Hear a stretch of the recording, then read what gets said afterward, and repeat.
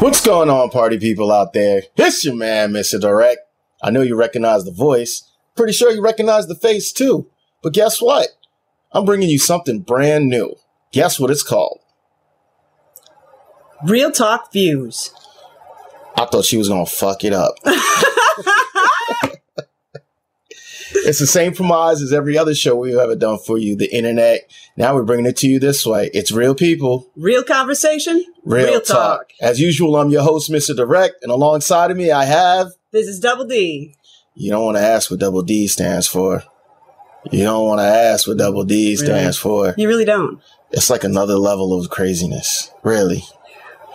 Basically, we're going to go through all the kind of crazy stuff that we talk about all the time on Facebook, Twitter, all the stuff that's in the news, CNN, Fox. We're going to round it up into about 3 or 4 really important stories. And basically, we're just going to give you our take on it, the real talk take on it. And hopefully at the end of it, you'll be more than happy to share your stories with us and post and tell us what you think about. But always remember, at the end of the day, it's not about us. It's about you. Why? Because it's real people, real conversation, real talk. Danielle, how do you feel about the Duck Dynasty? I got to be honest with you. I heard little bits and pieces of what the guy said. I didn't watch the actual clip, and I've never seen the show. So please, if you know anything more, enlighten me. Matter of fact, ladies and gentlemen, I apologize. There was no transition into that. Okay. I mean, this is whole part of what the real talk part is about. We just basically wing it. So this week, we've had a lot of interesting articles. We've had Duck Dynasty. We've had a judge rule that the NSA was legal in their rights to tap the telephone, cell phones, and the emails. As well, not to mention, if you guys go on all these channels, you have so much stuff that is going on in the world right now. You have a kid that was 16 years old, and granted, they said he was a drug dealer, but he was raped and killed by 2 men, and their men are not being tried for rape. Explain that. Can you? I find this interesting because it's equal opportunity in crappy treatment of rape victims. Yes, the victim is deceased. He led a partially questionable life. But the fact that they're not bringing these men up on rape charges and they keep trying to steer it back to this kid's actual lifestyle says that men are treated just as equally as women who are victims of rape.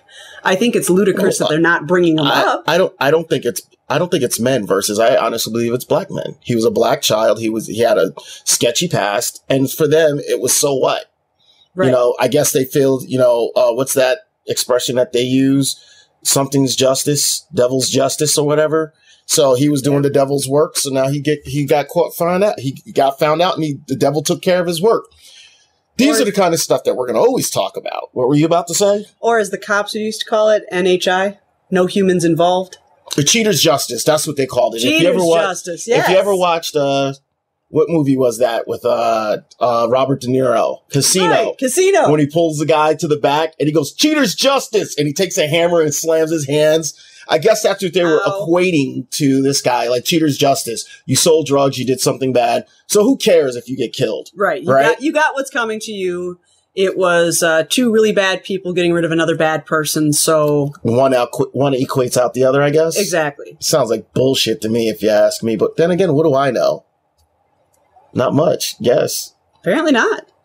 So you were one of the other interesting cases that we were talking about, transitioning away from that for now. Was the Duck Dynasty. And what I find amazing about the Duck Dynasty is it's worked us for 3 days on Facebook. Yes. It worked us. I commented more on posts on Facebook. I learned more about this from Facebook than I learned from the news. Do you ever watch the show? I've never seen the show. Never. You know, the show's got 12, like a rating of like 12. It's the highest rated reality TV series ever. 12 million viewers. I see Duck Dynasty everywhere I go. I mean, it doesn't matter if you're in Target or Walmart or Walgreens. They've got T-shirts and cups and beer cozies. And with that being said, are you really surprised that that Phil, who was suspended just recently today, or it was yesterday, guess what? They brought him back and said Duck Dynasty will be back for another season, full cast. What does that tell you about the business of say the wrong thing, but we're going to suspend you for saying the wrong thing? Now, do you think they really wanted to spend them, or do you think they just wanted to add more publicity to the show? Because now if he's crazy enough to say that, what would he say on air? Right. All the time. Or they might be going for, hey, now we've got people like me who are paying attention or putting Duck Dynasty out there, because all these channels search. They have these searches for people. Whenever somebody says A&E on their Facebook, anytime anybody mentions a product, they're in it. So people like me who don't watch the show, I'm not interested in the show, are actually commenting on the show. It's almost like how Howard Stern got his base. Now maybe A&E looked at it and said, now we've got a whole group of new people who are going to tune in because they hate the guy. Isn't that still more money? Isn't that kind of crazy? Like, people, it's funny how many people are so scared of Real Talk, but they love Howard Stern. Right. And Howard Stern is the most off-the-wall person. He says he had a dating contest for an 80-year-old. And one of his first stunts was bringing lesbians onto the show. And strippers. Yeah, he was very... So you guys get pissed off because Mr. Direct says shit fucking damn, but yet and still... Howard Stern brings lesbians on it. Should I bring lesbians on the show and say shit, duck, and fam? No. No. He's a shock jock. This is Real Talk. Well, yeah, but... He doesn't tackle issues. There wasn't a big issue Howard Stern tackled. Sure there was. People wanted to know about lesbians. Lesbians are not an everyday thing, just so you know. There's a lot of lesbians in this country. No, I'm starting to think that a lot of girls today are just lesbians for the sake of being lesbians. Because we live in such a, I had a girl tell me she was polyamorous. Oh, I love that. Listen, I told a joke one time, and the joke was, I'm sorry if I seem so nervous. I didn't know how to tell my side chick that my main chick was pregnant. How do you think she was going to take the news when I said, congratulations, you're going to be an aunt? Somebody I went to school with, I won't say her name, but I will say her initials. Psych. But anyway. Somebody was sweating for a minute there. They're like, no. No, but she put a book on my page, which you guys can see the book over my shoulder, hopefully, if this goes well. You'll see the pic over my shoulder. Editing guy, make sure you put a pic over my shoulder of the book. Right, and it was called The Ethical Slut. The Ethical Slut. Now, first of all, this book was written back in the 60s. Right. So basically, you motherfuckers in the 60s was being hoes back then too. Free love. Okay, I get it. But at the same time, the ethical slut? What the fuck is ethical about being a hoe? Nothing. And the funny thing is Gen X brought back the whole polyamory thing. And hold on, time out. I'm part of Generation X. My generation ain't bring no polyamorous shit back. They're the ones responsible. Oh, it's Generation Y. Well, it could be a little bit of both. It could be the gappers, the people that are born right at the gasp or the cusp, where Generation X and Generation Y break off. Because there's no way in hell you're going to tell. Generation X grew up with, if you gay, you gay. You might keep that shit in the closet, but you gay. Sure. If you heterosexual, you heterosexual. Now, Generation Y, them motherfuckers is off the chain. Just saying. True. Although in the late 20s and early 30s, Dr. Alfred Kinsey, he was did specials on human health. Here she go with the technicality bullshit. Seriously, he and his wife were polyamorous, and he's the one who wrote basically the two big manifestos, the sexuality of the human man and the sexuality of the human woman. And what the fuck do I have to know about the sexuality of a human man and a human woman? I get hard. I see some good pussy. I'm ready to get it. He was the one, though, and this is huge for 1928 and 1930. He's the one who said, look, not everybody's exactly heterosexual and not everybody's 100% homosexual. That shit's causing confusion. You are. You know if you like dick. You know if you like pussy. True, but he had more women. More women tended to be more in the middle, because the Kinsey scale is 6 levels, 0 being absolutely straight and 6 being absolutely gay. And he said that more women fell at a 3 or 4 than fell at an absolute 0 or an absolute 6. I'm hoping they fall at a good 8, but we can talk about that later. But polyamory is one of those things he wrote about too, and that's you have multiple relationships with multiple people going at the same time, but everybody knows. That sounds like an orgy. Yeah, but they don't all sleep together. That means you're dating. You ain't sleeping in an orgy. You're doing a whole lot of fucking. You're doing but it's a full relationship. It's not just sexual. So it causes all this extreme jealousy and all this other stuff, and people have, time management issues, and you want something ethical? Here's something ethical for your ass. Find a partner and stay goddamn dedicated and committed to them. That's ethical. All this other shit, get the hell out of here. I ain't hearing all that. Slut's a slut. Ethical or not, you're a slut. You're just an ethical slut. I'm sorry, there's rules to the game. Get the fuck out of here. I know, right? So that's one thing. The other thing, boy, ain't got no talent. Does anybody have talent? Kanye West got talent. Do you listen to the radio and go, that's gotta be payola? Kanye West got talent.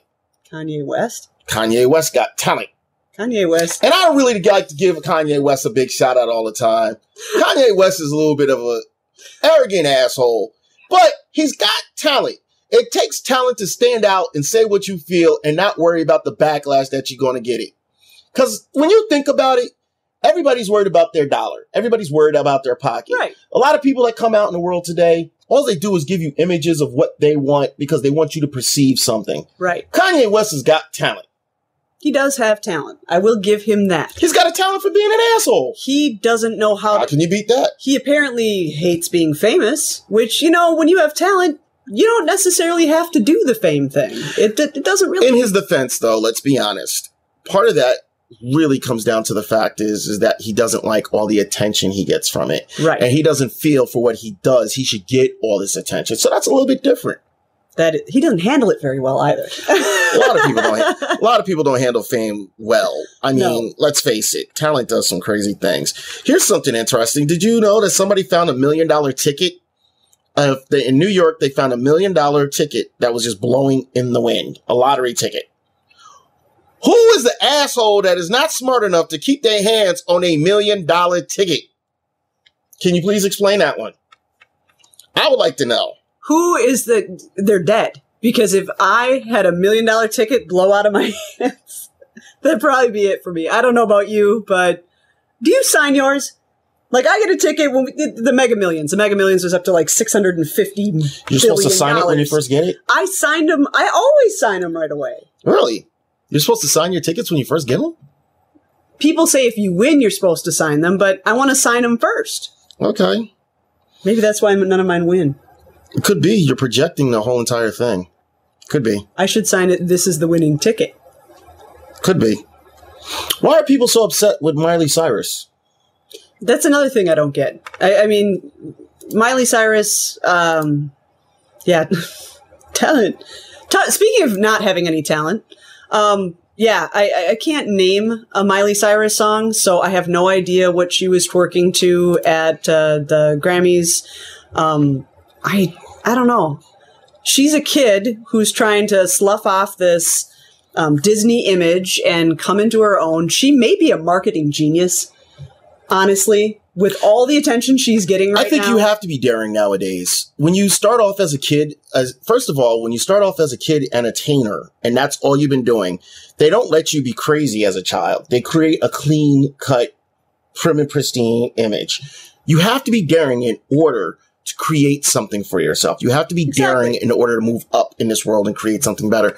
I'm not mad at Miley Cyrus for that. I'm actually kind of leaning on the side that she might actually be a bit of a marketing genius, because even though people were trashing her and saying it was offensive that she was twerking, and one of the things that was coming up in social media were a lot of women were saying, I think that she mistreated black women. I thought it was offensive. We're not your props.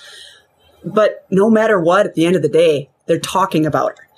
And if they're not talking about you, you're no longer relevant. So I think she might actually be a genius. I think she might be revamping absolutely everything, and it's working. For the record, we want to give a huge shout out to Jody Shanley and Sherry Shanley. They have just posted a picture wearing their Real Talk t-shirts at a bar with liquor in hand. Drink in hand. Ladies, hats off to you. I salute you. Good job. Looking nice in the Real Talk shirts, too. Extremely. I have to say, those is what we call Real Talk fans. Ladies and gentlemen, thank you for just being with us. I mean, today was just a pilot. We just did this because we wanted to find out what it would be like. So it's not formal. We're going to edit it. We're going to send it out to you. But as usual, thank you. I mean, we had a little bit of light banter, nothing for real, but this is what Real Talk's going to be. Sometimes serious, sometimes political, sometimes joking, but either way, it's always going to be the same thing. Real people. Real conversation. Real talk. Bye-bye. Thank you for coming into my home. It's good. That was good. You did a good job. That's good. I was kind of impressed about that. Thank you. You